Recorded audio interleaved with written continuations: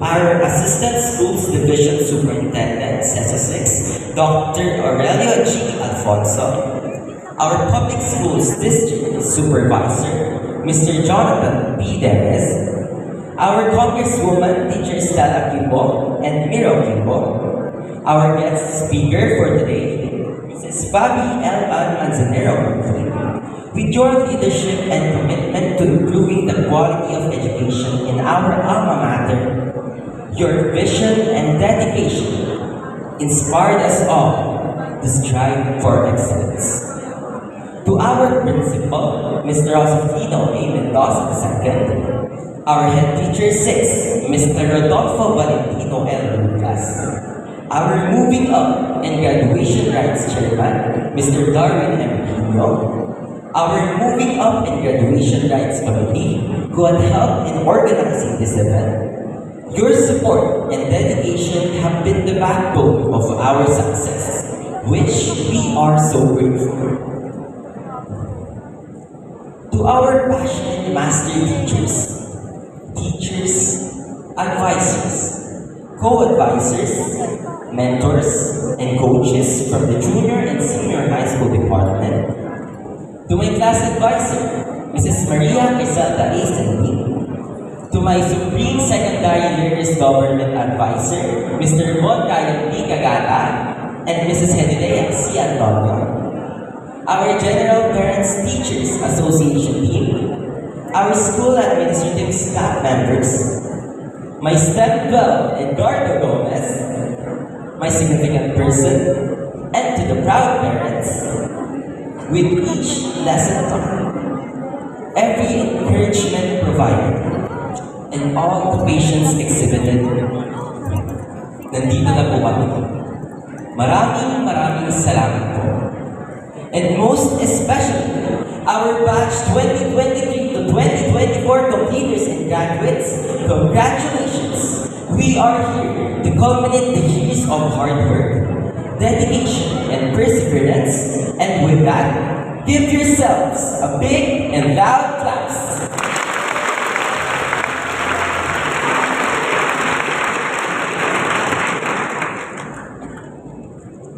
Today is a day we will cherish for the rest of our lives. It is a day of celebration, reflection, and excitement. As we stand facing the next chapter of our lives, we are filled with a mixture of emotions. Pride in our achievements, gratitude for the support we've received, and excitement for the future that lies ahead. And also today, we are not just graduates and completers. We are the embodiment of dreams realized and potentials fulfilled. Let us take a moment to honor the journey that has brought us up to this point. And as for my message to each one of you, allow me to share some significant events in my senior high school life. Lao Tzu once said, "The journey of 1,000 miles begins with one step." You see, I was really stunned when my academic distinction was accidentally announced. I believed I accomplished something rare. Hindi ko ina-expect na makuha pa yung award na matagal ko nang binitawan. For I know to myself that sometimes I needed to take a break, take a rest, and to reset after being left broken, unfocused, and struggling. Yes, I want you all to know that I, too, had struggled. Broken from such great people with whom I shared bonds for such long years, unfocused on the things that I love doing, and struggling to realign my shattered character in bits and pieces. Personally, I was drowned in these trials, not knowing what to do. Which is why nagawa kong maglito I started to stop doing things I usually enjoy. And that was the beginning of my reset. And yet, knowing the consequences of these actions na bababa ang grades, hindi na ganun ka-enthusiastic pagdating sa mga bagay-bagay, pagpapahiral ng katamaran, and just plainly comply without great efforts. I still chose to do it. Wala eh. Napagod eh. Nag-struggle. The start of my reset was also the start of having my silly little dream fly in the air. Losing my own vision and getting loose to all of my life principles, overwhelmed by the wrong life dream. May mga sarili-sarili tayong mga struggles na I'm sure na napakahirap na lagpasan. And you know what's the best thing?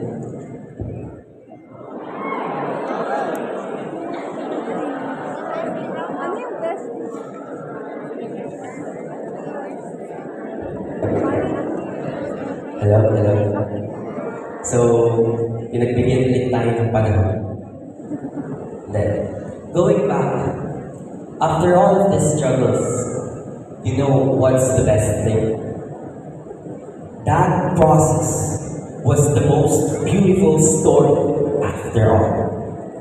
I'm saying this because I know you guys can relate with me. And I can relate to you as well. I know for a fact that all of you guys have also been broke, unfocused, and struggling sa iba't ibang paraang ipinaranas sa akin. And it may be cliche as it can be, but after all that struggle, it's okay to cry, to burst into tears, and it's really okay not to be okay. And that's life. And that is also part of a long, mild journey. And dahil sa journey na to, habang tumatagal at habang humahaba, ay bumibigat din yung mga bagay dala-dala natin. And just like an ordinary journey, we must go through our struggles. As I continue, I want to share something that made me realize great things. Something that pushed me to keep on going. And something that made me turn the other way around.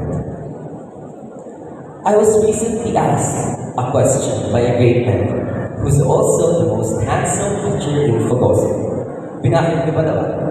Sabi, anong pinaka-pinagpapasalamat mo sa natanggap mong recognition? And I responded, pinaka-thankful ko ako sa pinaka-naging proseso sa lahat ng mga taong nakasama ko, hindi lang po sa ACADS, kundi pati na rin sa buhay. Masaya na po ako, sir, na makagraduate ngayon nakasama na yung mga tamang tao. I will still be glad naman po with higher number. Tinanggap ko naman na rin po yun. But, in the Lord's provision, and sa guidance po na hiningi ko sa prayers, binigay niya po yun sa akin. Binigay niya po sa akin yung award na kahit na sobrang daming nawala sa buhay ko in each of its aspect, I believe that I was not only redirected, but my mind was also recalibrated. I feel blessed in a literal sense. I may have lost a lot this past year, but that's my turning point to something that's greater. My dear fellow graduates and completers, take this time also to reflect. Take this time to ponder as we pause. See how far we've come and how much we've grown.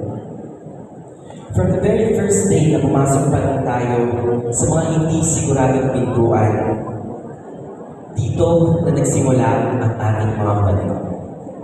And now, we are here at this very moment, standing on the brink of new beginnings, discovering who we are, facing challenges that seem insurmountable. And once again, nandito na tayo, stronger and wiser. This year have taught us invaluable life lessons. Hard work pays off, integrity matters, and together, we can achieve more than we could ever alone. Pero kung pakiramdam mo, natalo ka pa rin, kung malabo pa rin ang mga kinabukasan para sa'yo, kung malamig pa rin ang puso mo sa mga bagay na pinangarap mo, tandaan mo sana na kahit ang expressways ay may kaliwa at kanan din. Hindi man katulad ng sa akin o sa iba, pero maniwala ka na may turning point din sa buhay mo. Just keep going. And that leads me to my third point, which is to empower with the right people. Moving on, I know the rest of us have significant people in their lives whom they shared life with.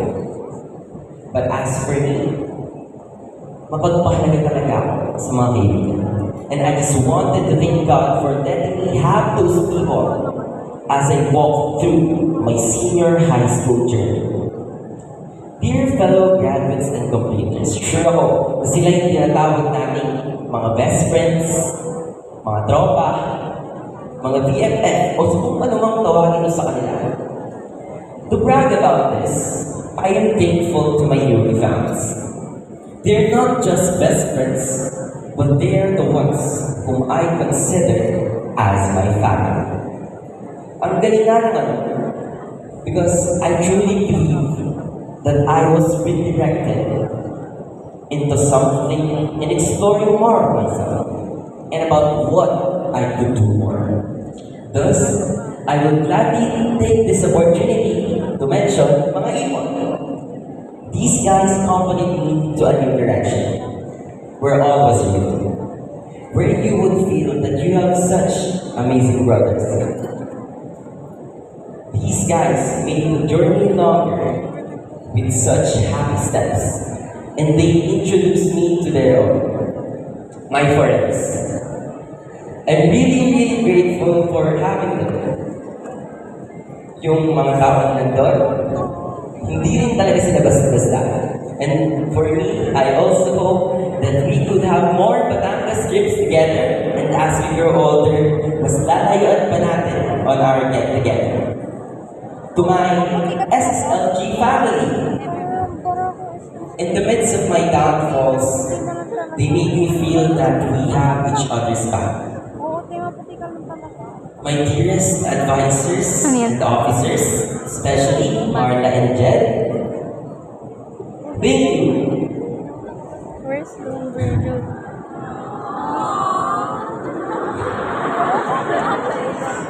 To my STEM 12 Edgardo Gomez, we had our fights and misunderstandings, but we also had our victories and what it means to be a family. Sino mga na-proud?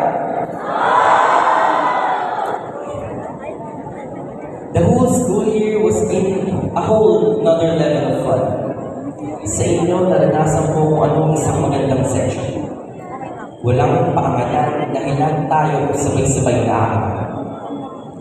To all of my real friends who have been there all the way, to our significant person who gave us the maximum support we needed, to my mentors, hindi nagsawang gabayan kami, and to my family, Ma, Pa, thank you sa lahat. Thank you sa mga sakripisyong ginawa niyo para sa amin.